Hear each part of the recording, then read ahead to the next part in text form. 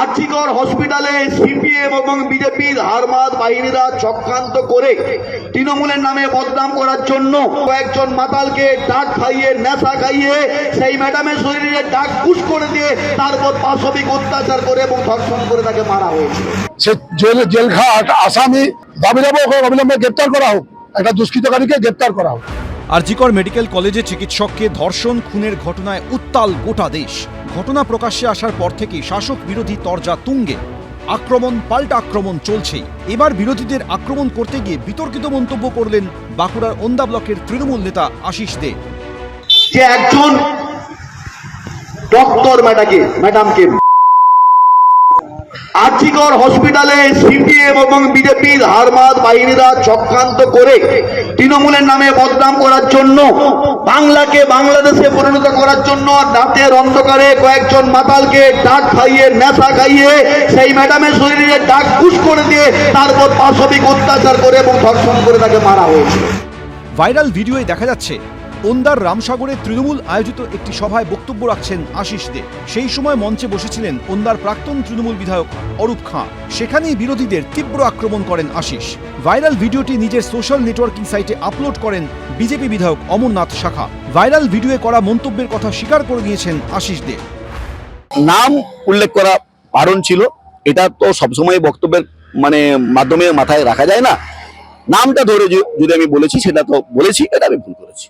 কিছু কিছু জায়গায় কিছু কিছু সময় হতেই পারে, উত্তেজিতবশত কোনো কথা কেউ বলতেই পারে। আমি কিন্তু এটুকু জানি যে আমরা যেটুকু বক্তব্য রাখি আমরা মার্জিত ভাষায়, তৃণমূল কংগ্রেসের কালচার এটা নয় যে কাউকে ব্যক্তিগত আমরা খুব একটা আক্রমণ আমরা করি না। আশিস দে আর কি বলবো, একজন সমাজ বিরোধী, একজন দুষ্কৃতকারী, সে জেলঘাট আসামি এবং বহু লোককে চাকরি করে দেবার নামে টাকা নিয়ে আদমি, সে কালকে ওইখানে ঘোষণা করেছেন যে নির্যাতিতাকে বিজেপি আর সিপিএম মিলে তাকে মেরেছে, তাকে ফুড পয়জন ইঞ্জেকশন দিয়ে মেরে দেওয়া হয়ে বিজেপির নামে চালাচ্ছে। দাবি দেবো অবিলম্বে গ্রেপ্তার করা হোক, একটা দুষ্কৃতকারীকে গ্রেপ্তার করা হোক। 21 তারিখ মুখ্যমন্ত্রী সম্পর্কে বিতর্কিত মন্তব্য করেছিলেন ওন্দার বিজেপি বিধায়ক অমরনাথ শাখা। আমরা মমতা ব্যানার্জিকে রেট দিচ্ছি, আপনার রেট হচ্ছে 25 লাখ টাকা।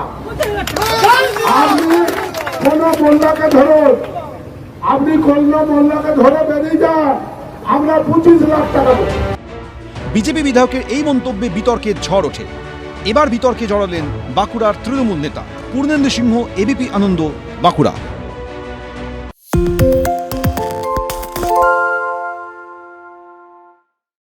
সত্য অন্তহীন, সত্যের খোঁজও তাই, সত্য সন্ধানে তাই আমরা অক্লান্ত, অকুতভয়। এবিপি আনন্দ নতুন ভাবনার প্রতীক, যা মনে মুক্ত, তথ্যে যুক্ত এবং যাবতীয় সীমানার বাঁধন থেকে মুক্ত। সীমা না শব্দটির মধ্যে লুকিয়ে আছে মানা শব্দটি, যেন চোখ রাঙানি এক অদৃশ্য বেড়াজাল, যা আটকে রাখে আমাদের এক ছোট্ট গণ্ডির মধ্যে। একমাত্র সঠিক খবরই গড়ে তুলবে এক মুক্ত সমাজ। সেই জগৎ গড়ার লক্ষ্যে কোনো সীমানার ঠুকুটি আমরা মানব না।